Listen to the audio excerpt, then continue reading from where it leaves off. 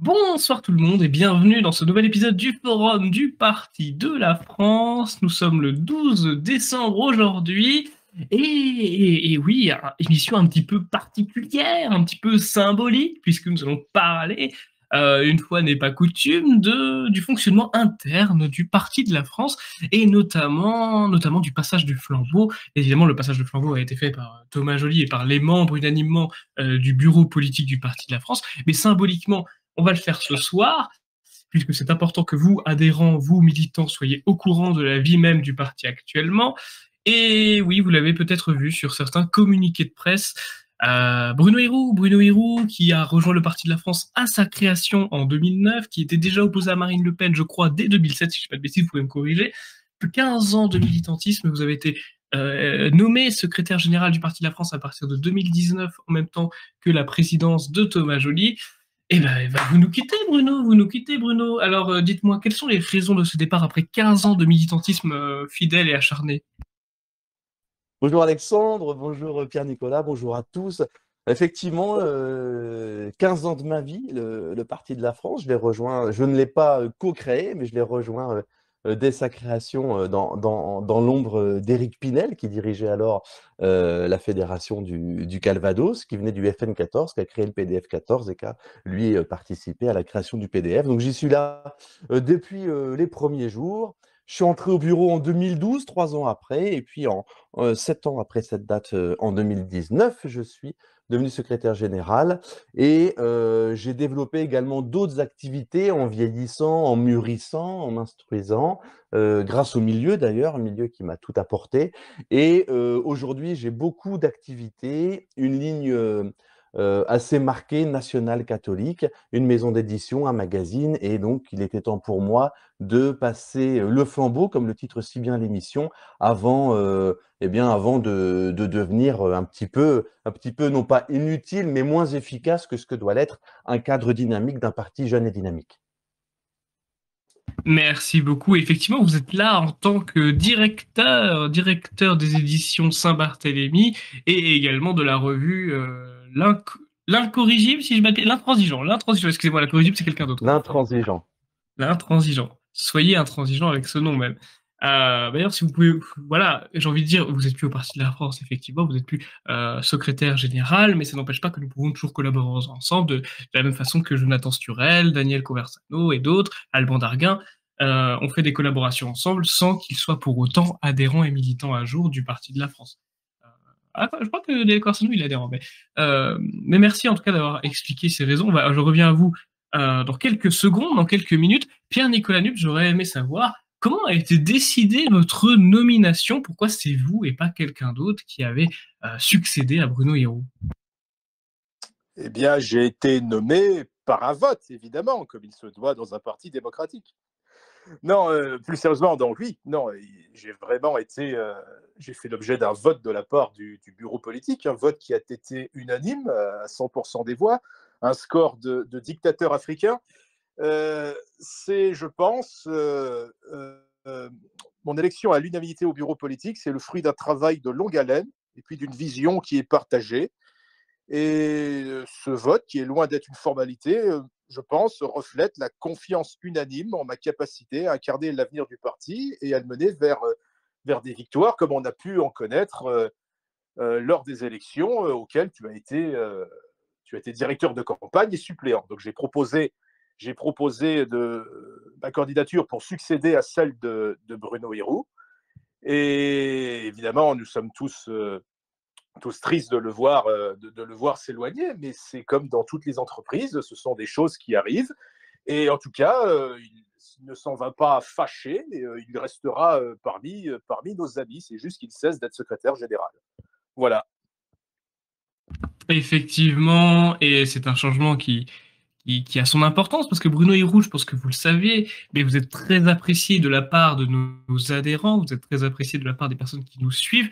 Donc j'aimerais vous poser cette question, qui peut paraître assez simple, mais malgré tout, qui fait preuve de rétrospective.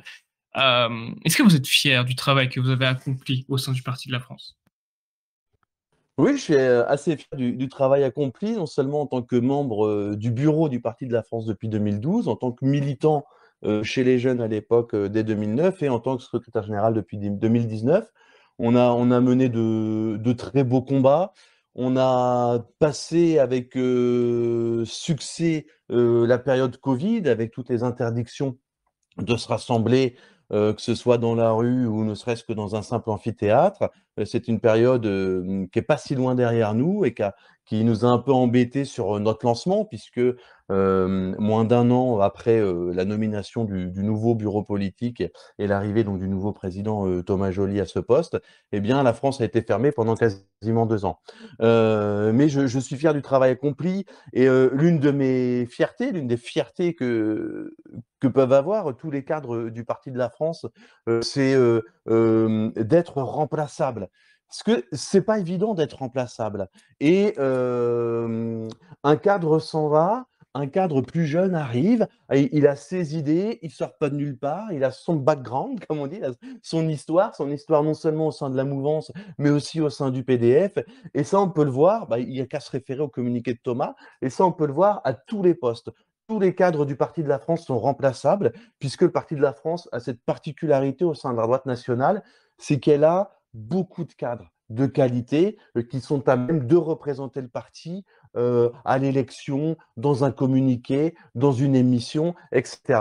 Et ça fait partie des choses dont je suis fier au Parti de la France.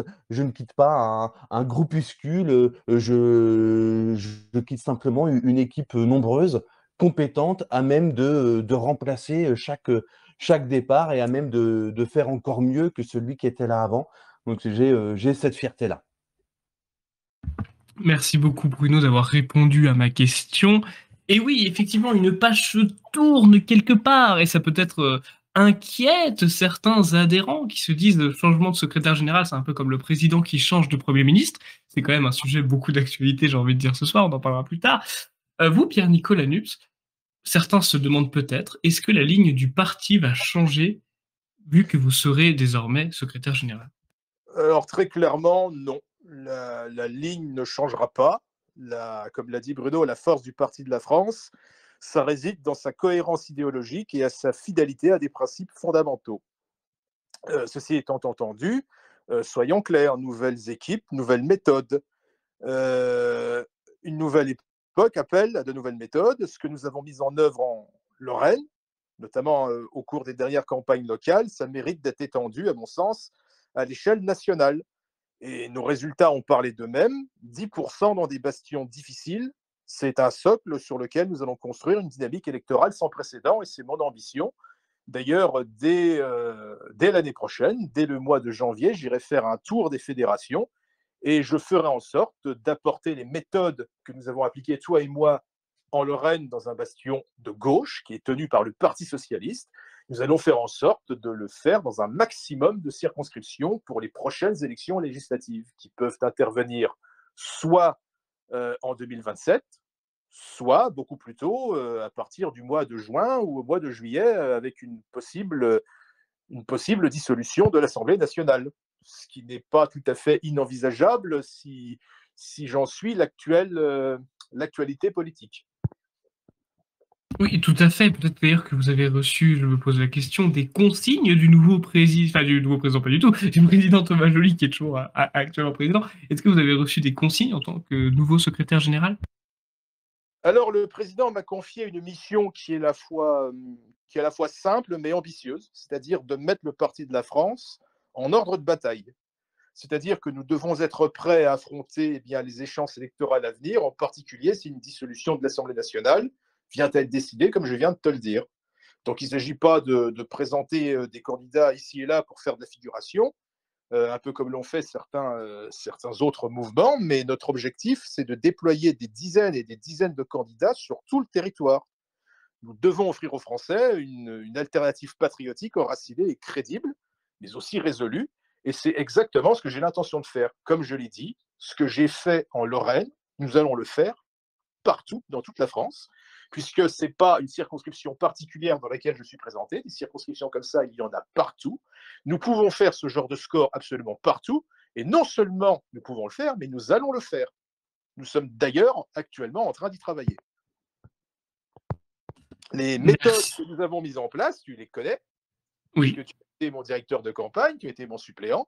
Alors, on ne va pas tout déballer ici, mais les méthodes que nous avons mis en place dans la 5e de Meurthe-et-Moselle, nous allons les mettre en place dans toute la France, dès l'année prochaine. Et l'année prochaine, c'est dans moins de 2 mois.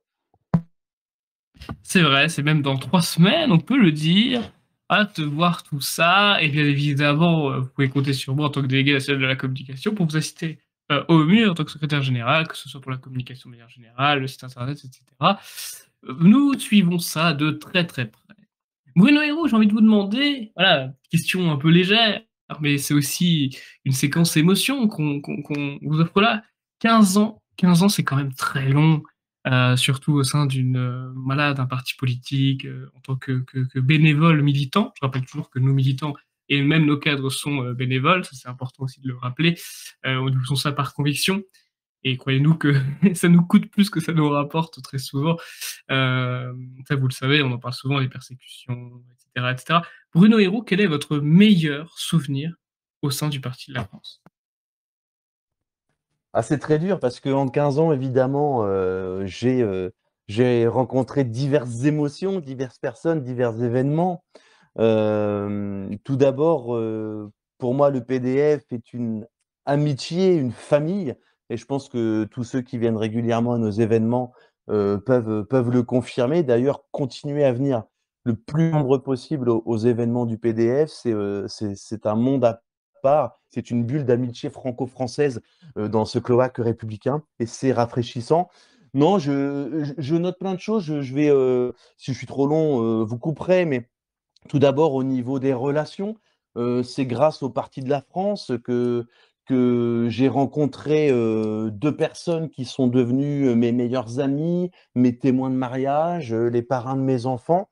Donc voilà, jusqu'où peut aboutir un engagement politique. Au niveau politique, politicien, justement, j'ai de beaux souvenirs sur ce qu'on a pu faire à Ouistreham avec des nationalistes de toute la Normandie, avec un déplacement de Carlang, avec un déplacement de Thomas Joly. À chaque fois, c'est extraordinaire. On a fait de superbes manifs contre l'immigration à Ouistreham, qui a failli déboucher sur une liste municipale. Malheureusement, je me suis fait voler ma numéro 2 par le maire, et un ami fortuné du Parti de la France a préféré soutenir la liste du maire sortant d'hiver droite, qui était un ami personnel de cette personne, plutôt que ma liste, et je ne peux pas lui en vouloir, mais voilà, ça a un peu capoté au niveau de prendre la mairie. Mais ce qui s'est passé à Ouistreham, c'était très intéressant, puisque au départ, nous avions fait une manifestation. Je développe un petit peu pour que les gens qui écoutent cette émission, et comme je passe aussi un peu le flambeau, pour expliquer qu'il n'y a pas besoin d'être multimillionnaire pour faire des choses, ni d'être une armée. Première manifestation que nous organisons à Ouistreham, nous sommes en 2016, nous sommes une vingtaine de FAF. Voilà. On fait une manifestation contre l'immigration clandestine dont se plaignent les Ouistrehamiens.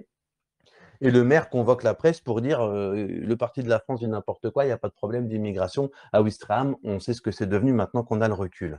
Et le recul, et c'est pour ça qu'un parti comme le PDF qui dit les mêmes vérités depuis 15 ans est très important dans le paysage, un paysage si versatile d'une droite nationale malheureusement parfois si changeante et si mouvante, c'est qu'avec le temps, eh bien, ceux qui mentaient sont démasqués, ceux qui disaient la vérité, eh bien, sont mis en valeur par les faits.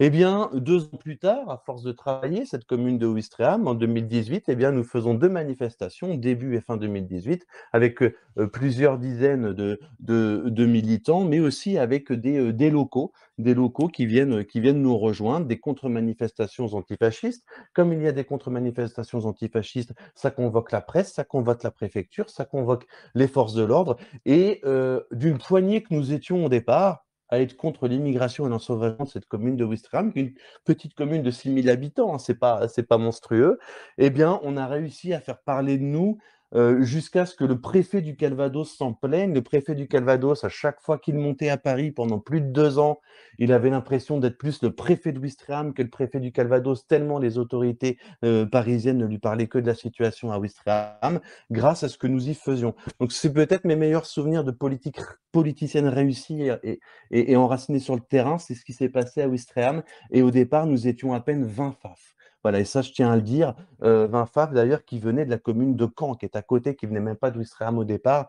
Donc voilà, il n'y a pas besoin d'être une armée et d'avoir un énorme compte en banque pour faire des belles choses politiques. Il faut juste être au contact de la population et sur le terrain. Donc voilà, donc j'ai fait des belles rencontres, j'ai passé des très bons moments de camaraderie, on a fait des belles choses politiquement et surtout, on a défrayé la chronique, mais pas en faisant les gogoles sur nos idées, que ce soit en soutenant Zemmour à notre façon, que ce soit en parlant de la sauvegarde de notre peuple à notre façon.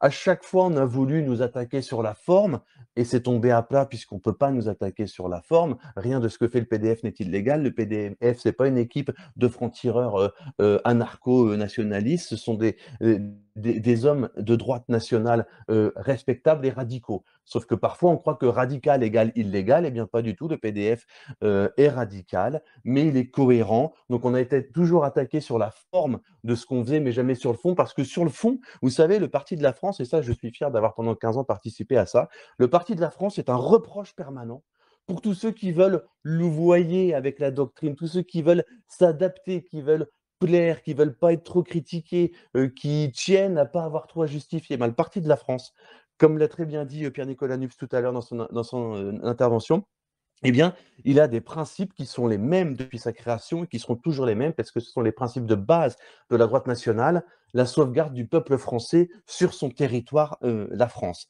Donc voilà, fierté d'avoir participé à maintenir cette ligne politique pendant 15 ans, fierté d'avoir fait des belles choses sur le terrain, fierté d'avoir rencontré des militants dans toutes les régions qui partagent les valeurs de tous les membres du PDF, du colleur d'affiche jusqu'au président, c'est-à-dire l'action bénévole prise sur son temps personnel pour que vive la France. Et c'est important de savoir féliciter tous les gens qui sont engagés au quotidien dans la cause nationale et au Parti de la France. C'est que le boulot qu'on fait, on n'est pas censé le faire. En France, il y a une grande bourgeoisie. En France, il y a des aristocrates. En France, il y a des fils d'eux. Et normalement, c'est ces gens-là qui doivent se préoccuper de l'avenir à moyen et long terme du pays. Mais ces gens-là ont tous basculé dans le camp de l'anti-France. Quand ils veulent s'occuper de quelque chose, ils s'occupent de leurs affaires. Ils vont travailler dans des fonds de pension américains ou que sais-je. Et eh bien, ce sont les gens normaux. Voilà, ce sont les gens normaux qui viennent et qui font de la politique, qui sont obligés de faire de la politique, qui prennent sur eux, qui prennent sur leur temps, alors que normalement la politique devrait être quelque chose de familles oisives, de familles qui ont assez d'argent pour pouvoir ne faire que de la politique, mais ces familles sont défaillantes, c'est l'un des problèmes de la France. Et sauf que eh bien, ce flambeau, puisque c'est le mot de la soirée, ce flambeau, il est pris par tous les militants et tous les cadres de la droite nationale et du Parti de la France. Et ça, je suis fier d'avoir participé à ça aussi. Donc voilà une réponse un petit peu longue, mais j'ai essayé de résumer en quelques mots seulement 15 ans d'expérience au Parti de la France, des super rencontres, des amitiés, des gens qui sont carrément entrés dans ma famille et des très belles réussites politiques. Très très bien, merci beaucoup Bruno Hérou pour cette réponse émouvante. Je reviens vers vous, Pierre-Nicolas Nups. Je voulais vous poser la question. Oui, avant que tu me poses cette question, allez-y, Pierre-Nicolas. Je voulais dire que j'approuve totalement ce qu'a dit l'ami Bruno, parce que c'est plus qu'un camarade ou un ancien secrétaire général, c'est un ami, puisque nous sommes tous amis au Parti de la France. J'approuve totalement ce qui a été dit. Il y a une petite parenthèse qu'il a ouverte et sur laquelle j'aimerais rebondir, c'est qu'effectivement, au Parti de la France, nous sommes des radicaux, mais nous ne sommes pas des extrémistes, nous ne sommes pas des allumés de la cafetière, contrairement à ce qu'on essaye de nous faire passer. Être radical, ce n'est pas être un extrémiste. Et ça, il l'a parfaitement bien expliqué avec ses mots. Donc, je souhaitais rebondir là-dessus. Maintenant, je vais te laisser poser ta question. Oui, tout à fait. D'ailleurs, si vous voulez une métaphore, l'extrémisme, c'est celui qui va se concentrer sur la pointe des branches, alors que le radical va se concentrer sur les racines. C'est une belle métaphore. C'est de qui? Je l'ai inventé. Bravo. C'est vrai. On ne cesse de trouver des talents. Comment ça, inventeur, Bruno Hérou, c'est vrai. Je plaisante. Continuons, si vous voulez bien. Oui, effectivement, j'avais une question pour vous, Pierre-Nicolas Lupes. Je vois Pierre-Nicolas Lupes, effectivement, dans le communiqué du Parti de la France du 2 décembre 2024, donc oui. Il y a 10 jours, voilà, votre nomination et même votre élection, on peut dire, puisque ça a été voté à l'unanimité par le bureau politique du Parti de la France, sur la restructuration nouvelle. Vous êtes secrétaire général et vous avez également un secrétaire général adjoint Maxime Morlon. Maxime Morlon, bien qu'il ait fait des vidéos avec nous, il n'était pas forcément connu du grand public qui nous suit au Parti de la France. Est-ce que vous pouvez nous parler de votre adjoint et en quoi il vous aidera? Eh ben, la meilleure solution, si tu veux avoir la meilleure solution, ce serait que tu fasses une émission avec lui. Et je pense qu'il est assez grand pour parler de lui-même, de ses propres qualités. Bon, je vais quand même répondre à ta question. Maxime Morlon, c'est pas seulement comment dire, le numéro 3 maintenant du parti, mon adjoint, mon bras droit, tout ce que tu veux, je ne sais pas comment est-ce qu'on appelle ça dans le milieu de la politique politicienne, mais disons que c'est d'abord un ami, c'est surtout mon meilleur ami. Nous nous sommes connus, exactement comme Bruno a connu son meilleur ami, son témoin de mariage. Nous nous sommes connus au Front National. Voilà, moi je m'occupais du Front National de la jeunesse de Meurthe-et-Moselle et ensuite le FNJ en Lorraine, et lui, il s'occupait du Front National de la jeunesse dans les Vosges. Il a quelques années de plus que moi, et depuis, c'est une amitié qui poursuit son chemin et qui continue aujourd'hui. Et on a l'habitude de travailler ensemble puisque nous avons des talents qui sont complémentaires. C'est-à-dire que Maxime, là où il va être très bon et là où je suis peut-être moi-même un peu défaillant, c'est tout ce qui est logistique. Il est très bon dans tout le domaine de la logistique, dans l'organisation. Dès lors qu'il faut faire des tableurs Excel, des envois postaux, des réceptions de matériel, gérer des collages, enfin tout ce genre de trucs, il est vraiment très très très très bon. D'ailleurs, c'est normal puisque aujourd'hui il s'est reconverti dans l'import-export. Donc voilà ce que je peux te dire sur Maxime. Il n'est peut-être pas très connu du grand public, mais d'un autre côté, il ne cherche pas à l'être. C'est plus quelqu'un qui sans se cacher, eh bien, ne cherche pas spécialement la lumière. Il défend des idées. Et j'ai choisi de le nommer comme secrétaire général adjoint. Enfin, évidemment, c'est Thomas Joly qui l'a fait. Je l'ai proposé, Thomas Joly a accepté. Et c'est une nouvelle équipe qui aujourd'hui qui va s'occuper de l'implantation du Parti de la France sur le territoire. Voilà. J'espère que j'ai été suffisamment exhaustif pour ta question. Et puis, si tu veux qu'on connaisse un peu mieux Maxime Morlon, bah écoute, tu n'as qu'à de nouveau l'inviter, mais je crois que tu l'as déjà invité un paquet de fois. Oui, Voilà. je l'ai invité plusieurs fois, évidemment. Généralement, puisque je les écoute, les émissions, évidemment, généralement, tu l'interroges plus sur des questions de politique internationale, mais la prochaine fois, tu l'invites et tu lui demandes de se présenter un peu plus personnellement. Voilà. Tout à fait. D'ailleurs, je l'ai vu il n'y a même pas 2 jours, Maxime Morlon. Et effectivement, il est très très bien. Savoir, Et on était ensemble en Tunisie. Oui, effectivement, c'est en Tunisie. Et concernant la nouvelle restructuration du Parti de la France, alors nous avons aussi Maxime Leroy qui a annoncé son départ puisqu'il se concentre sur des projets personnels et il a été alors remplacé. Je rappelle qu'il était délégué général adjoint, donc adjoint d'Alexandre Simoneau qui reste délégué général. Il a été remplacé par Victor Jean de la Villardet, que vous avez pu écouter plusieurs fois sur mes ondes. Globalement, Victor, il est très bien. Hein. Ça doit être d'ailleurs le membre du bureau du Parti de la France le plus jeune, je crois, en termes d'âge. Il a 24 ans, 24 ans. Et je viens de passer 10 jours avec lui et vraiment quelqu'un de très compétent, très sérieux et très lucide sur la situation de la France et du Parti de la France. Mais comme la plupart des cadres du Parti de la France. Mais lui, il a le mérite d'être jeune. D'être un vrai jeune, lui, c'est un jeune, pas un jeune comme nous, pas un jeune comme moi et Bruno. Voilà. Oui, vous commencez à être vieux, Bruno, quel âge? Parler de choses désagréables, oui, donc le duo Nups-Morlon, on connaît son efficacité et on a tous hâte de voir ce duo au niveau national, c'est clair. C'est une impatience qu'on est très nombreux à partager, je pense. Et pour Victor, c'est le sang. Je l'ai découvert très jeune, je crois qu'il avait 18 ans. C'est un jeune droitard cherbourgeois et j'ai hâte de le voir s'épanouir dans ses nouvelles fonctions également. Et sinon, oui, je suis un jeune quadragénaire pour répondre à votre question désagréable. Mais c'est pas désagréable, il n'a que 2 fois 20 ans. Ah, vous avez le double de moi, ouais. Je plaisante, bien évidemment. Un jour, j'aurai 40 ans aussi, un jour. malheureusement. Et globalement, sur l'aspect communication, rien ne change. Je reste le responsable de la communication. Mon adjoint reste Louis. Et on va essayer de développer plutôt l'aspect Internet. Voilà, on a des efforts à faire sur le site Internet selon moi. Et sachez qu'il y a de grosses avancées qui sont prévues, notamment grâce à l'impulsion de Pierre-Nicolas Nups. Oui, c'est comme tu viens de le dire, c'est moi qui t'ai confié cette mission. Et tu sais que je suis un ami très sympathique sur qui on peut compter, mais tu sais également que lorsque je te confie une tâche, tu as intérêt de l'avoir accomplie comme il faut. Mais étant donné que je sais que tu es un jeune homme très talentueux, et que c'est d'ailleurs grâce à une personne que tu connais bien que tu as ta carrière au Parti de la France, je, je ne regrette absolument pas. Je sais que tu accompliras cette mission comme il faut, et dans les temps. Absolument, absolument. Je suis très occupé en ce moment, mais j'ai choisi des personnes très compétentes dans le domaine justement du développement web, de l'administration web, etc. Parce que j'ai soit pas forcément le toit, soit pas forcément les compétences de le faire. Donc j'ai choisi des personnes de confiance qui ont déjà travaillé pour le Parti de la France. Euh, Écoutez, chers messieurs, alors je dis pas que l'émission va se terminer là, pas du tout. C'est juste qu'on a une actualité qui est extrêmement riche et en plus la semaine dernière, il n'y a pas eu d'émission, du Forum du Parti de la France parce que j'étais pas sur le continent.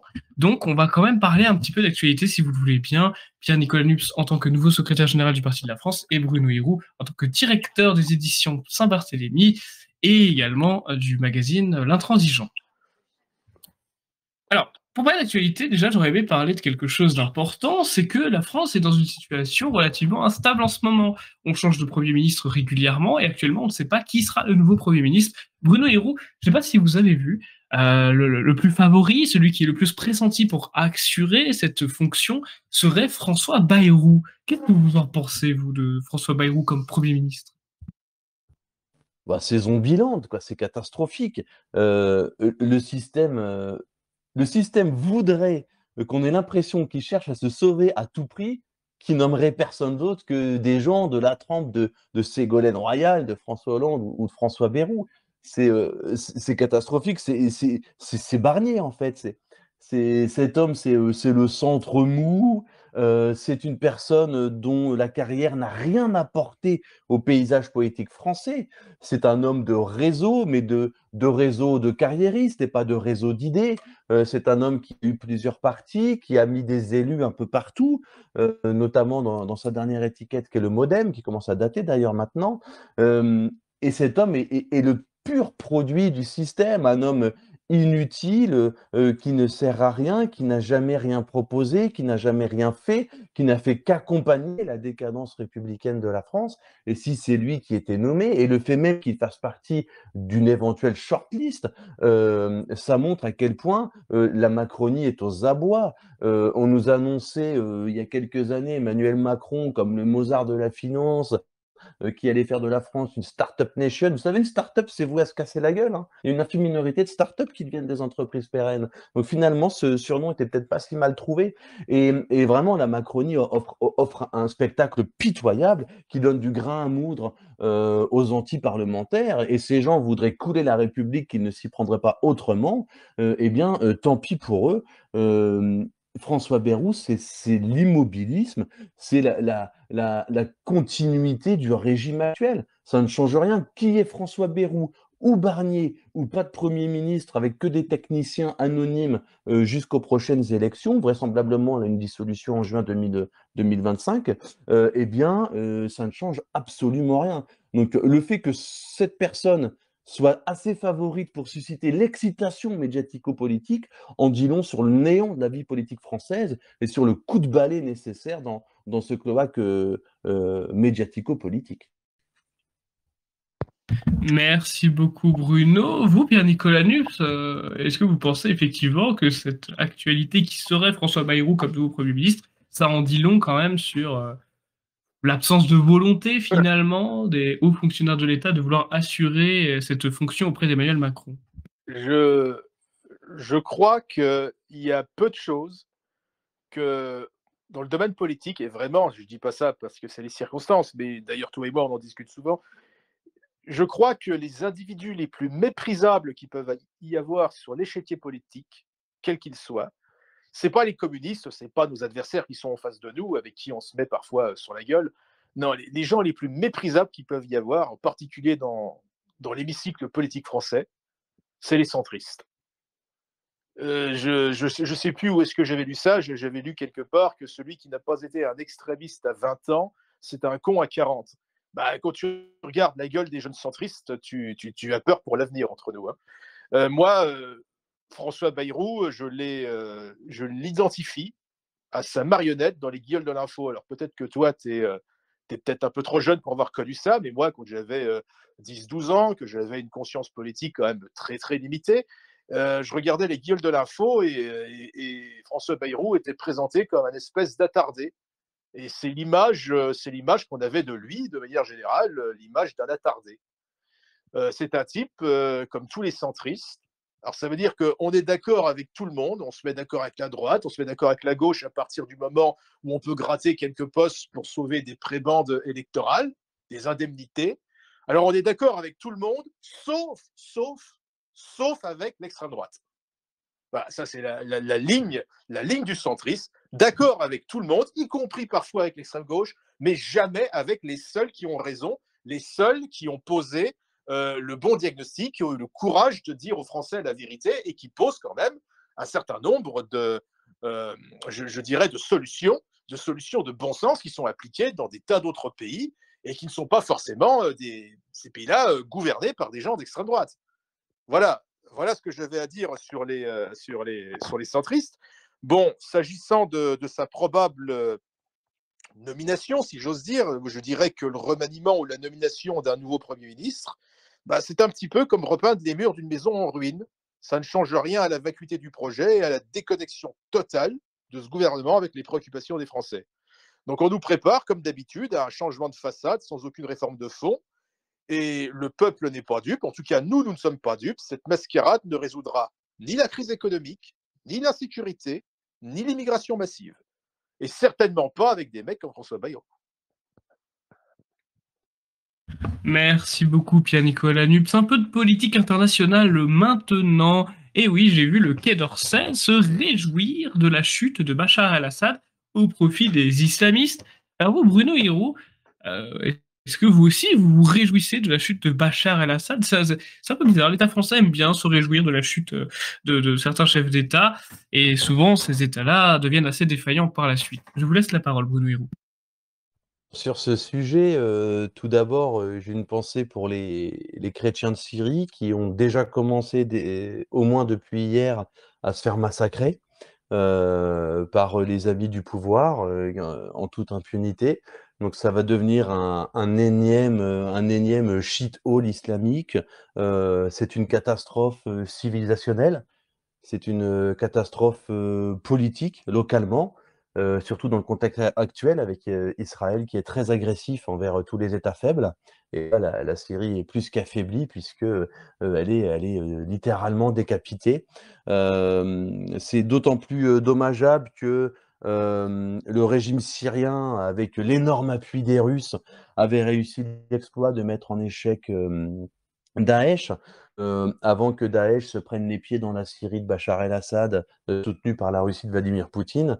Le discours en Occident était d'essayer de faire croire que Daesh était trop multiforme, trop incontrôlable, trop dans une guerre non conventionnelle, que pendant 20 ans, 100 ans, ce seraient nos ennemis. Bon, bah, Poutine et Assad, ils ont dit non, c'est bon, on gère.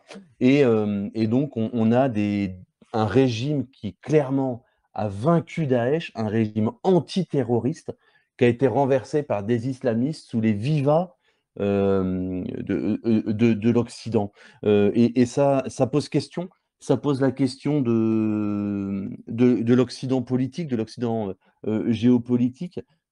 Ça pose la question du rôle de la France. Est-ce que le rôle de la France est d'applaudir absolument tout ce qui va dans le sens des intérêts des fonds de pension américains et des dirigeants israéliens? Ou alors est-ce que la France n'a pas plutôt vocation à se préoccuper du sort des chrétiens de Syrie en particulier, des chrétiens d'Orient en général? C'est ça qui devrait guider la politique de la France, plutôt que de se réjouir comme ça de la chute de Bachar el-Assad, sachant qu'il y a un précédent. C'est pas comme si Bachar el-Assad était le premier exemple et qu'il y avait un petit peu cette excitation de la nouveauté qui justifierait ou qui excuserait, on va dire, cet emballement médiatico-politique ouest européen et américain. C'est vraiment le remake de ce qui s'est passé en Libye. On sait ce qui s'est passé en Libye à la chute de Kadhafi. On sait que c'est devenu un shitole islamique, que ce n'est plus une nation, que le miracle national n'existe plus. Et c'est exactement ce qui va se passer en Syrie, tout comme Israël essaie d'imposer ça dans les autres États faibles de la région. Donc voilà, donc les dirigeants européens se félicitent de la chute par les islamistes d'un gouvernement qui avait vaincu une organisation terroriste internationale. Je pense que quand on pose ceci noir sur blanc sur du papier, il apparaît que les gouvernements occidentaux, et je ne suis pas un ethnomasochiste, hein, mais là, vraiment sur ce coup-là, les dirigeants occidentaux se comportent vraiment, agissent vraiment et se réjouissent vraiment comme des salopards. Merci beaucoup Bruno Hirou. Est-ce que vous êtes d'accord, mon cher Pierre-Nicolas Nips? Oui, évidemment. Cette chute, la chute du gouvernement al-Assad, c'est avant tout le fruit d'un sabotage. Ça, il faut bien le comprendre. C'est un sabotage international orchestré par les grandes puissances occidentales sous la houlette des États-Unis. Alors évidemment, pas de Donald Trump, les États-Unis et les puissances de l'argent nomades et incontrôlées. Donc cette chute n'a rien de naturel et elle sera une catastrophe non seulement pour la région, pour le Moyen-Orient, mais aussi pour l'Europe, puisque la disparition d'un rempart contre l'islamisme radical, ça expose davantage nos frontières à un flux migratoire incontrôlé, à l'instabilité et surtout à la menace terroriste. Donc une fois de plus, ceux qui se posent en donneurs de leçons, je constate que ceux qui se posent en donneurs de leçons sur la démocratie laissent derrière eux le chaos et la désolation. Alors, comme disait Bruno, moi, je m'étonne des vivas, enfin, en tout cas, je feins de m'étonner des vivas des médias occidentaux sur la chute de Bachar el-Assad, parce qu'il faut voir par qui il a été remplacé. Alors, excusez-moi, je n'ai pas retenu le nom le nom du gars qui a remplacé Bachar el-Assad, j'ai failli employer un mauvais mot. Mais allez lire simplement la fiche Wikipédia du type, ou même si vous avez la flemme de lire, allez juste regarder la gueule qu'il a. Tapez son nom sur Google Images et regardez à qui nous avons affaire. Regardez le petit encadré d'allégeance de ce type sur le très neutre Wikipédia. C'est un gars qui est directement issu de l'État islamique, donc de Daesh, et surtout, quand je dis qu'il représente un danger pour la France, c'est qu'il est reconnu comme tel par nos services de renseignement.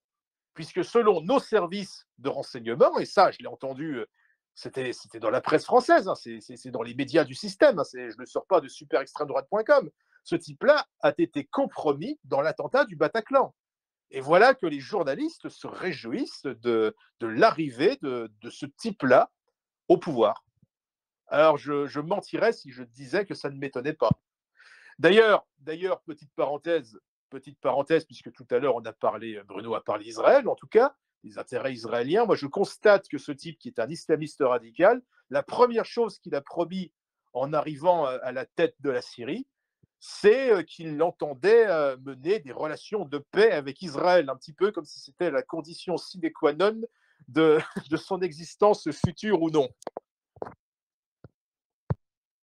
Merci beaucoup Pierre-Nicolas Nips pour votre réponse. Ah oui, effectivement, il y a pas mal de choses qui se passent en Afghanistan, en Syrie, mais aussi en Europe. En Europe, on a vu pas mal de choses se passer. Bien évidemment, on avait parlé il y a 2 semaines de Joe Biden qui intensifiait largement l'aide en Ukraine, et probablement pour saboter l'arrivée de Donald Trump, hein, évidemment. Et aussi, on a eu la Roumanie. On a eu la Roumanie puisque on avait Calin qui est représentant de l'extrême droite, vraiment assez dur là-bas, qui a fini premier du premier tour des élections présidentielles. Et on attendait avec impatience le résultat du second tour le 8 décembre, mais le Conseil constitutionnel a décidé d'annuler tout simplement et purement les élections, sous prétexte que les élections auraient été truquées par les Russes. Rappelez-vous que Donald Trump avait souffert de la même accusation en 2016. Et donc, carrément, l'élection a été annulée. C'est pas mal pour l'Occident qui veut défendre la démocratie. Oui, c'est Oui, vraiment allez-y. pas mal, puisque si tu, moi, de ce que je remarque dans toutes les élections, mais absolument toutes les élections, eh bien, il y a l'ensemble des puissances internationales, l'ensemble des États qui donnent leur avis et qui utilisent leurs médias comme s'ils pouvaient influencer sur le résultat de ces élections. Tout le monde prend parti dans des élections. Alors là, on a reproché à la Russie d'avoir pris parti pour le président roumain. Bon, bah d'accord, dont acte. Est-ce que l'on va accuser, par exemple, le futur président de la République française ou un autre d'ingérence israélienne, par exemple, ou d'ingérence états-unienne? Non, tout ça, ça va. Le seul problème, c'est la Russie. Bon, bah, j'en prends acte. Effectivement, c'est quand même assez exceptionnel. Je sais pas ce que vous en pensez, Bruno Hérou, mais là, le respect de la démocratie en Roumanie et surtout l'espoir que les Roumains avaient, parce qu'on connaît, la Roumanie vit dans 2 semaines. On sait que la Roumanie, c'est assez compliqué avec l'Union européenne, etc. Là, il y avait quand même un bon espoir avec ce cher câlin. Là, c'est comme si Thomas Joly, soyons un peu fous, arrive au premier tour des élections présidentielles et que le Conseil constitutionnel décide d'annuler son élection. Quelle serait votre réaction? Mais c'est proprement ubuesque. On se croirait, vous savez à quoi ça m'a fait penser cette affaire? On se croirait dans les assemblées générales à l'université. Les assemblées générales, les AG, là, les AG d'avant-grève, là, ou de pendant-grève, où en fait on vote à main levée, et quand les responsables de l'AG ne sont pas contents du vote, eh bien ils interdisent aux syndicats de droite de parler, et ils refont voter jusqu'à ce que toutes les motions qu'ils veulent faire passer soient approuvées. C'est du niveau d'une AG d'extrême gauche dans une fac de province. C'est catastrophique. Et cette histoire de d'ingérence est pathétique. Pierre Nicolas vient de le dire. Il y a tout le temps de l'ingérence. Les médias et les politiques français ont soutenu Biden, ont soutenu Kamala Harris. C'était de l'ingérence. Quand on soutient un opposant à Poutine ou un opposant à Viktor Orban, c'est de l'ingérence. Mais l'ingérence, elle est mal quand c'est le système qui perd, en fait. Parce que là, c'est pas n'importe quel patriote qui avait gagné, enfin, qui avait terminé en tête du premier tour. C'est un nationaliste à l'ancienne. C'est ce que certains appellent la vieille extrême droite fantôme, ce terme qui me reste un peu en travers de la gorge. Voilà, c'est cette vieille extrême droite soi-disant fantôme, soi-disant ringarde. C'est ça qui représente ce gars-là. Pas dans la forme, mais dans les idées. Et c'est catastrophique pour le système si un gars-là prend le pays, ça je comprends, parce que ce gars-là, il va exposer tous les mensonges et toute la corruption et toutes les affaires qui avaient été étouffées par les gens au pouvoir s'ils prenaient le pouvoir. Et là, l'élection est annulée comme ça d'un coup, comme dans une vulgaire assemblée générale d'extrême gauche sur un campus en Normandie, par exemple, parce que faut revoter, parce que c'est le méchant vilain nazi qui a gagné l'élection, donc le peuple s'est trompé, donc le peuple doit revoter. Et puis là, il est même question qu'il n'ait pas le droit de se représenter parce qu'il aurait été soutenu par des comptes TikTok, je ne sais quoi, mais comme si tous les réseaux sociaux sont anti-droite, ont tous été anti-Trump, sauf X évidemment et pour cause.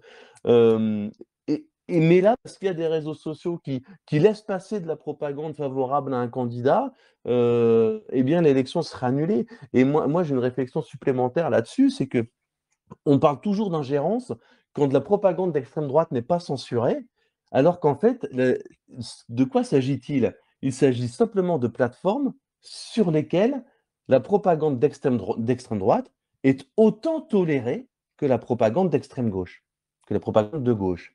Et en fait, c'est ça le nœud du problème et le vrai problème philosophique et politique à régler, c'est que une plateforme safe, c'est une plateforme où seulement la gauche peut parler, et une plateforme intolérante, raciste et nazie, c'est une plateforme où la gauche et la droite peuvent parler toutes les deux. Donc là, il y a un vrai problème, il y a une vraie dissonance. Et cette dissonance, comment elle s'explique? Elle s'explique par le simple fait que quand le public a accès sans filtre sans un idiot de journaliste pour expliquer soi-disant la situation. Quand l'opinion publique a accès sans filtre à un argumentaire de gauche et un argumentaire de droite, il va sur l'argumentaire de droite. Puisque, je ne veux pas refaire l'histoire de la droite, mais parce que c'est enraciné, parce que c'est naturel, parce que c'est le bon sens, etc. Donc il y a plein de problèmes qui découlent de cette situation, mais cette situation, elle est ubuesque. On se croirait vraiment dans une AG à la fac, quoi. C'est catastrophique. C'est totalement ça, effectivement, pour ceux qui ont étudié à l'université, ça doit leur rappeler aussi des souvenirs très désagréables avec Solidarité étudiant, ou l'UNEF, toutes ces conneries. C'était exactement ça. Belle comparaison, mon cher Bruno. Tu Moi, je sais pas, étais... moi, Allez-y bien, Nicolas. quand j'étais à la fac, je débattais avec eux à coups de barre de fer, moi. Et une grosse moustache. Je dis ça, parce que ça fait rire beaucoup de gens encore aujourd'hui dans le milieu, c'est-à-dire que c'était Tanguy qui nous rappelait ça la dernière fois, c'est que lui, il est un peu plus jeune que toi, et parce que lui, il est à la fac, et il m'a ramené des brochures qu'ont fait les espèces de gauchistes de la fac, les mecs de l'UNEF, les antifas, etc. Des brochures où il parle encore de moi dedans, plus de 12, 13 ou 14 ans après mon passage à la fac. Alors moi, ce que j'aime bien leur dire, c'est bah oui, mais parce que pour moi, le GUD, pour moi, c'est des souvenirs, alors que pour ces gens, c'est des traumatismes. Ah, effectivement. Le malheur des uns fait le bonheur des autres, je suppose. L'actualité suivante, qui me fait pas rire du tout, c'est la Haute Autorité de Santé qui demande la prise en charge intégrale des frais médicaux pour les mineurs de plus de 16 ans qui voudraient changer de sexe. Moi, j'aurais posé la question, Pierre-Nicolas Nups, est-ce que ce sont des soins médicaux ou du remboursement de mutilation? Le fait que la Haute Autorité de la Santé souhaite prendre en charge les transitions, enfin ce qu'on appelle les transitions pour mineurs, est évidemment un scandale absolu. Qu'un pays comme la France envisage la prise en charge totale de traitements médicaux qui ne sont en réalité pas des traitements médicaux, ce sont des mutilations irréversibles. Cela témoigne d'une soumission idéologique sans précédent, et il est impensable que des enfants qui sont influencés par des discours militants puissent subir des transformations irréversibles aux frais des contribuables. Voilà, cette décision, ce serait un dangereux précédent, une nouvelle attaque, si j'ose dire, contre l'équilibre de nos familles et la santé mentale de nos jeunes. Moi, je vais le dire de façon très simple et sans langue de bois, et ça, c'est la science qui le dit, et on ne remet pas la science en doute. On a des chromosomes XX ou alors on a des chromosomes XY. Ça, c'est une vérité absolue. Tu prends deux îles désertes, tu balances des individus XX et des individus XY, et bien tu reviens 100 ans plus tard, il y aura une société sur cette île déserte. Alors que si tu prends que des hommes et que tu les mets sur une île déserte, des hommes transgenres, et bien tu reviens 100 ans plus tard, et bien il y a 100 squelettes. Voilà. Donc les chromosomes XX et XY, c'est la science, c'est ce qui détermine si on est un garçon ou une fille, et c'est pas la chirurgie, c'est pas la haute autorité de la santé, c'est pas l'état civil, c'est pas l'idéologie qui va déterminer ça. Donc, quand on a des chromosomes masculins, eh bien, on va chez un urologue. Quand on est une femme, on va chez un gynécologue, et tous les autres, eh bien, ils vont chez le psychiatre. Voilà, terminé. Il n'y a pas de débat à faire sur la question. Merci beaucoup Pierre-Nicolas Nups. Alors effectivement, certains peut-être un peu tatillons diront qu'il peut y avoir XXY, etc. Mais ça reste des cas et des maladies extrêmement graves qui ne concernent absolument pas de toute façon, extrêmement graves, extrêmement rares, pardon. Ce sont des maladies, on ne traite pas, Voilà, traite pas les cas généraux à partir des cas particuliers. c'est ça. Et on ne fait pas en sorte que les cas particuliers deviennent des cas généraux. On n'est pas au cirque. Tout à fait, tout à fait. Et vous, Bruno Hirou, je pense pas que vous avez des enfants, vous n'avez pas peur qu'un jour un de vos enfants dise bah écoute papa, au lycée on nous a dit qu'il fallait changer de sexe, que c'était bien. Voilà, quelle serait votre réponse face à ça? Est-ce que vous pensez qu'on peut faire en sorte d'éviter la propagande sur nos enfants aujourd'hui en France? Oui, ça s'appelle l'éducation et la présence auprès des enfants, mais le système est malin. Avant de s'en prendre aux enfants, il a fait en sorte qu'il soit possible de casser les familles. Et aujourd'hui, c'est vrai qu'on peut divorcer comme on achète un paquet de chips, mais c'est un autre sujet. Sur le sujet de fond, je suis d'accord avec tout ce qu'a dit Pierre Nicolas. Moi, ce que j'aimerais ajouter, c'est la double indécence de la proposition. L'indécence matérielle, tout d'abord. On est engagé politique, on n'est pas sans savoir que il y a des milliers, et vraiment des milliers de nos compatriotes qui se privent de soins dentaires et de soins ophtalmologiques faute d'argent. Il y a des gens qui se privent de soins faute d'argent. Et par contre, à ces gens-là, on va dire, on va débloquer des millions, voire des milliards, pourquoi pas, pour bloquer la puberté de vos enfants ou pour faire transitionner vos enfants qui se sentent mal dans leur peau parce qu'ils ne sont pas dans le bon genre. C'est normal pour un enfant, enfin surtout pour un préado et pour un ado, c'est normal d'avoir des périodes où le gamin n'est pas bien, puisqu'on se cherche. On ne passe pas d'enfant à adulte posé en un claquement de doigts. C'est l'histoire d'une expérience, de déception, de découverte, de joie, etc. Et le socle familial est là pour aider l'enfant à traverser tous ces âges de la vie. La petite enfance, l'enfance, la préadolescence, l'adolescence, l'installation en tant que jeune adulte, etc. Et tout cela doit se faire dans un cadre familial, posé, tranquille.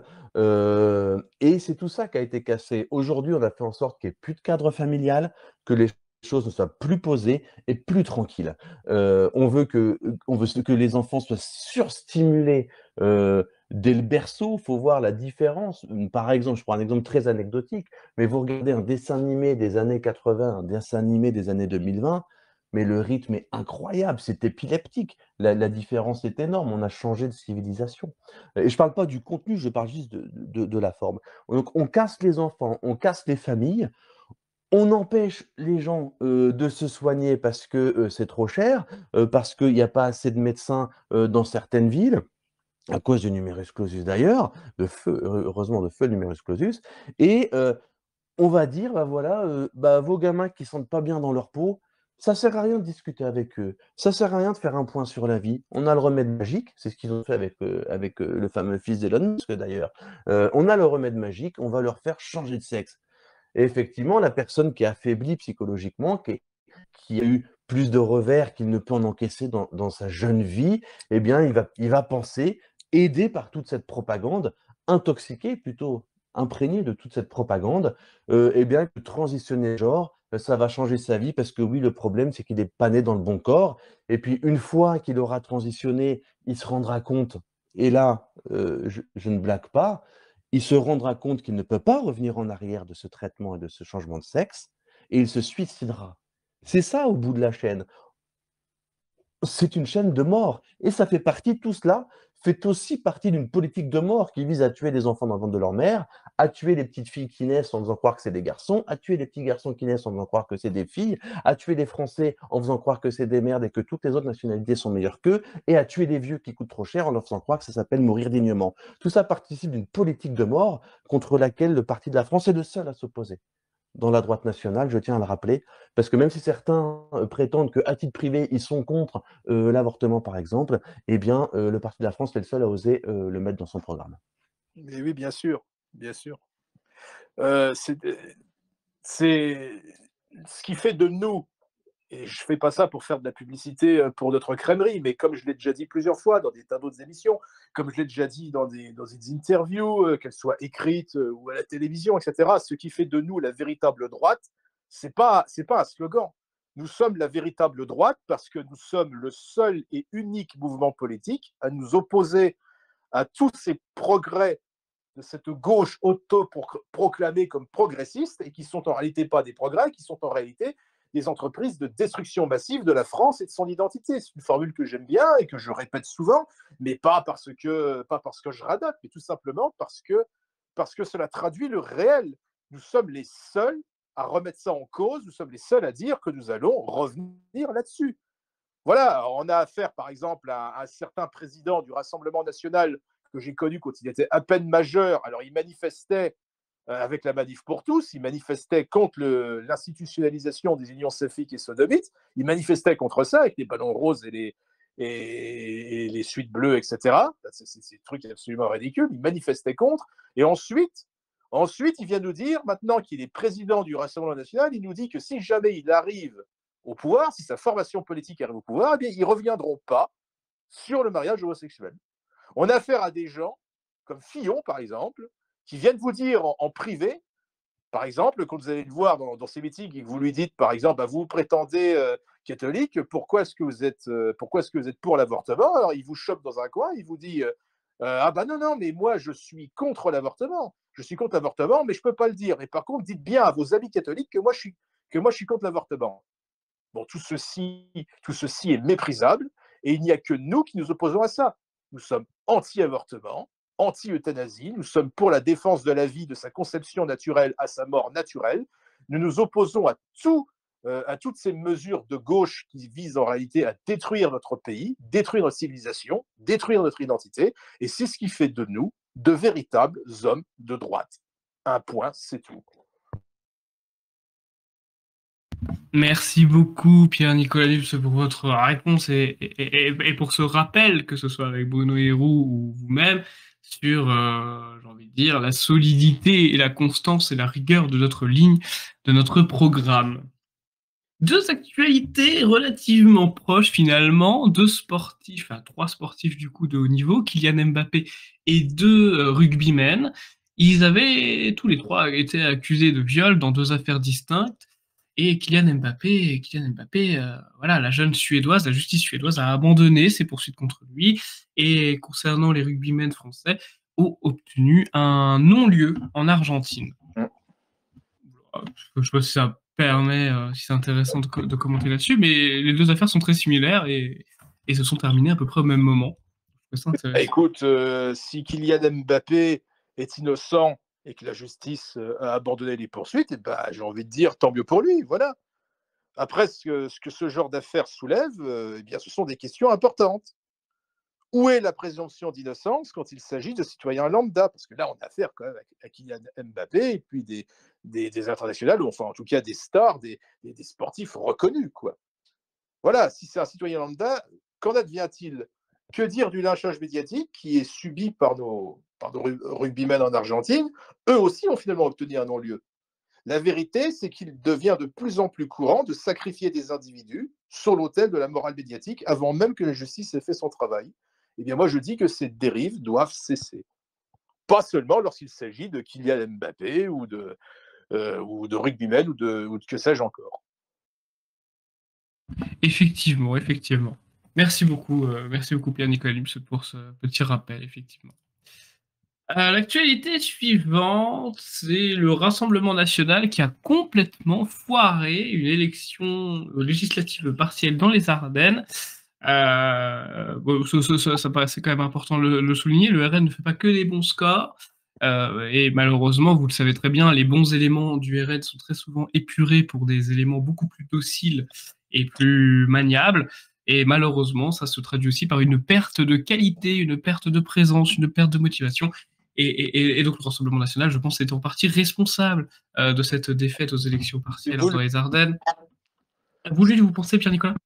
C'est voulu ce que veut Marine Le Pen, qui est en réalité la véritable leader du Rassemblement national, même si elle n'est plus présidente, c'est elle qui commande. C'est pas Jordan Bardella, qui n'est que le président d'un conseil d'administration fantoche et qui reçoit ses ordres de Marine Le Pen. Marine Le Pen, ce qu'elle veut, ce ne sont pas des clients, enfin en tout cas pas des clients, mais des candidats de qualité. Ce qu'elle veut, c'est placer un maximum de candidats qui ne vont pas la déranger et qui vont engranger des voix pour augmenter son financement des partis politiques. C'est ça qu'elle veut. Elle ne veut pas avoir des défenseurs de la cause nationale, ni quoi que ce soit. Non, ça risquerait de mettre à mal sa stratégie de dédiabolisation, ça risquerait de lui faire ombrage, puisqu'elle a très peu de talent, donc c'est pas très dur de la surpasser. Ce qu'elle veut, c'est de mettre des attardés, littéralement des attardés, qui ne vont pas la déranger, qui vont prendre des voix et qui vont augmenter le financement du Rassemblement national, et puis c'est tout. Donc voilà, le RN encore est toujours fidèle lui-même, des campagnes ratées, des candidats médiocres et des résultats catastrophiques. Voilà, ça a fait que renforcer notre idée de l'urgence de construire une opposition patriotique sérieuse, digne de ce nom. Merci beaucoup, Pierre-Nicolas, effectivement. Peut-être Bruno Hérou, vous voulez peut-être réagir là-dessus, si vous le souhaitez. Complètement d'accord avec ce que vous avez dit en présentation du sujet, avec ce que vient de reprendre Pierre-Nicolas Nups. Il est où le mea culpa de Bardella et de Marine Le Pen? Il est où le discours sur on a perdu une circonscription, on pense que c'est pour telle raison, c'est pour ça que quand on reviendra, il faudra faire ça. Il n'y a rien, ils en ont rien à foutre, effectivement. Euh, et il y aura de moins en moins de candidats de qualité du RN sur le terrain. Parce que mais vous l'avez très bien dit en intro, puis on l'avait dit dans une précédente émission, tous les cadres qui avaient de la valeur, c'est-à-dire une personnalité et une colonne vertébrale idéologique, ont tout simplement été décapités. On leur a dit soit qu'ils rentrent dans le rang, soit qu'ils partent du front, enfin du RN, et certains ont carrément été virés parce que leur colonne idéologique, leur colonne vertébrale doctrinale était trop bonne, trop nationale, trop française. Et aujourd'hui, on a un parti médiocre avec des candidats médiocres qui obtient des résultats médiocres. Alors quand je dis résultats médiocres, comme l'a dit Pierre-Nicolas, ce sont des résultats médiocres quand ton objectif est de prendre le pouvoir partout, tout le temps. Ce qui est l'objectif du RN, en théorie. Mais là, on voit que l'objectif, c'est juste de faire tourner la boutique. Ça fait un candidat de plus qui a engrangé assez de voix pour ramener, encore une fois de plus, malgré la défaite, une enveloppe conséquente dans les finances du RN, et ce pour 5 ans. Non, c'est vraiment c'est une honte de laisser partir une circonscription sans s'en excuser, sans s'en expliquer, sans dire bah voilà notre plan d'action pour les prochains mois, pour se réimplanter, pour ne pas recommettre la même erreur. Ils en ont littéralement rien à foutre. Et ce parti est une imposture lamentable qui ne sert à rien. Ce parti ne sert à rien et c'est catastrophique parce qu'il siphonne toutes les voix des gens qui veulent qu'il se passe quelque chose. Merci beaucoup, Bruno Hérou, pour ce message plein de passion. Ah, Pierre-Nicolas, je vois que vous voulez réagir. Oui, oui, les gens, de manière générale, et j'espère qu'il y en aura qui m'entendront parmi nos auditeurs, n'imaginent même pas à quel point ces gens-là, à quel point cette bonne femme nous déteste. Mais vraiment, ils n'imaginent même pas à quel point ils nous détestent, en particulier, mais pas seulement nous, des mouvements comme par exemple le mouvement de M. Zemmour, le mouvement Reconquête, etc. Ces gens-là, ils ne perçoivent pas nos mouvements comme une offre électorale supplémentaire, ni même, à la rigueur, ne nous détestent pas parce que nous représentons autre chose, de peut-être un peu plus radical ou quoi que ce soit. C'est vraiment, on représente vraiment pour eux des empêcheurs de tourner rond, un peu comme le sable dans le vagin de Madame Le Pen, c'est-à-dire que on menace la sacro-sainte boutique familiale. Et ça, ils ne le supportent pas. Eh ben, si jamais ils nous écoutent, et je sais qu'il y en a parmi eux qui vont nous écouter, eh ben, moi, je vais leur dire, ben, vous inquiétez pas, mes amis, vous allez encore nous avoir dans les pattes pour très longtemps, et maintenant, c'est plus du 1% qu'on fait, c'est du 10%. On va vous en bouffer du financement du parti des politiques. On va vous en bouffer. On va lui foutre des coups de savate à votre machine à faire du fric. On va vous casser les couilles. Je vais vous casser les couilles. Ça fait 12 ans que je vous fais chier. J'ai pas l'intention de mourir maintenant, et je vais vous faire chier jusqu'à ce que je sois mort. C'est tout. Et c'est un petit peu l'idée de Jean-Marie Le Pen, en quelque sorte. Hein. C'est un petit peu l'idée de Jean-Marie Le Pen, qui lui-même a été exclu du Rassemblement national. Voilà, c'était le petit message que j'avais à faire passer à certains de nos auditeurs bien spécifiques. Merci beaucoup, Pierre-Nicolas Lux. Et je crois savoir, mon sixième sens me dit que Bruno Hérou voulait reprendre la parole, je pense. Je vais vous la laisser. Oui, je me permets de reprendre la parole. Maintenant que je suis extérieur à la vie du Parti de la France, je me permets de signaler à nos auditeurs que le Parti de la France a une extrême élégance de ne pas jeter sur la place publique tout ce que les gens qui se disent de la droite nationale font et disent contre lui et contre Jean-Marie Le Pen et contre le Front National Canal Historique. Je tiens à saluer, maintenant que je suis à l'extérieur, l'extrême élégance du Parti de la France qui pourrait jeter dans la boue, traîner dans la boue médiatiquement, publiquement, un certain nombre de personnes qui, comme vient de le dire Pierre-Nicolas, sont une honte absolue et ne sont absolument pas de notre camp, bien qu'ils en prennent les voies et l'argent. Merci beaucoup Bruno Hiro pour votre réponse. Je tenais à préciser aussi cette chose, c'est que nous approchons à la fin de l'année, nous sommes en pleine restructuration de notre bureau politique, vous avez vu. Nous avons plein de projets en tête et plein de projets, j'ai envie de dire, en brouillon. Et pour mener à bien ces objectifs, Thomas Joly a fait un appel aux dons. Il y aura le lien bien évidemment dans la description. Donc n'hésitez pas, c'est le moment si vous voulez nous soutenir, nous faire un petit don en fin d'année. Je vous rappelle que tous les dons et toutes les adhésions peuvent être déduites à 66,6% de vos impôts. Vaut mieux mettre les sous-sous dans la poche du PDF que dans l'État français qui encouragera vos enfants à changer de sexe. Voilà, parce que c'est un peu le projet en ce moment de la France. Petite parenthèse faite, je souhaitais aussi vous parler du repas qui aura lieu samedi soir, le fameux repas de Noël comme nous faisons chaque année. Cette fois-ci, il sera fait à Dijon, je l'organise moi-même.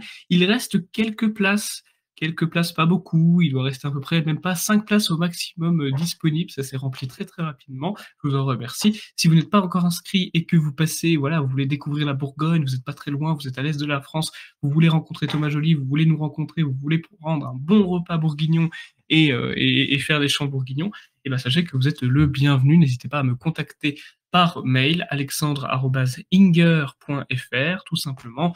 Je vous répondrai et je vous donnerai le lieu au dernier moment pour éviter tous les soucis, bien évidemment. En tout cas, sachez que vous êtes évidemment le bienvenu si votre but est juste de découvrir le Parti de la France et que vous ne connaissez pas. Voilà, c'est un ovni. Qu'est-ce que ce parti politique qui dit la vérité, qui assume ce qu'il pense? C'est vrai que c'est rare de nos jours. Eh ben, venez vérifier ce qu'on pense à Dijon, samedi 19h, en compagnie du président du Parti de la France, Thomas Joly. Bah, quant à moi, les chers amis, j'ai plus beaucoup d'actualités, ça fait quand même... voilà, on a parlé beaucoup de choses, mon cher Bruno, on a parlé du flambeau, on a parlé des actualités du moment. Bruno Hiro, on voit bien que vous n'êtes pas fâché avec nous, vous faites encore des émissions avec nous et je vous en remercie. Il y aura bien évidemment un lien envers les éditions de Saint-Barthélemy en haut de la description de cette rediffusion sur YouTube. Et Pierre-Nicolas Nups, félicitations pour votre nouveau poste. Merci Alex. Oui, évidemment, nous ne sommes pas fâchés. Je ne pars pas sur un clash ou sur un désaccord, tout le monde l'a bien compris. Et puisque vous avez parlé de ma maison d'édition, qui est désormais mon actualité principale, eh bien sachez que nous avons actuellement une offre de Noël avec un très beau stylo collector offert pour n'importe quelle commande faite entre le 1er et le 31 décembre. Donc n'hésitez pas à aller sur édition-saint-barthélemy.fr. Merci beaucoup, et avant de faire ma conclusion habituelle, Bruno Hiro, je vais peut-être vous mettre dans l'embarras, je vais pas vous demander un discours non plus, mais je vous demanderai, si vous le voulez bien évidemment, d'adresser vos derniers mots, voilà, vos derniers mots en tant que membre du Parti de la France. Eh bien, mes derniers mots, ils vont être assez simples. Dans la droite nationale française, il n'y a pas mieux que le Parti de la France, pour toutes les raisons qu'on a évoquées, par exemple, ce soir, mais à travers toutes les émissions, que vous pouvez, offrir. Je vais me permettre d'être un peu long puisque c'est ma dernière, mais, le Parti de la France qui est le parti de notre milieu politique avec le moins de moyens, et c'est pour ça c'est important de venir à nos repas, de financer nos campagnes de dons, et cetera. C'est le seul mouvement qui offre régulièrement des émissions sur des thèmes politiques et d'actualité divers et variés, qui donne des entretiens, qui tient des événements. Là, on est quand même avec le repas de ce week-end, on en est à 2 événements en même pas 4 semaines, par exemple, ouverts à tout, militant et même sympathisant du Parti de la France.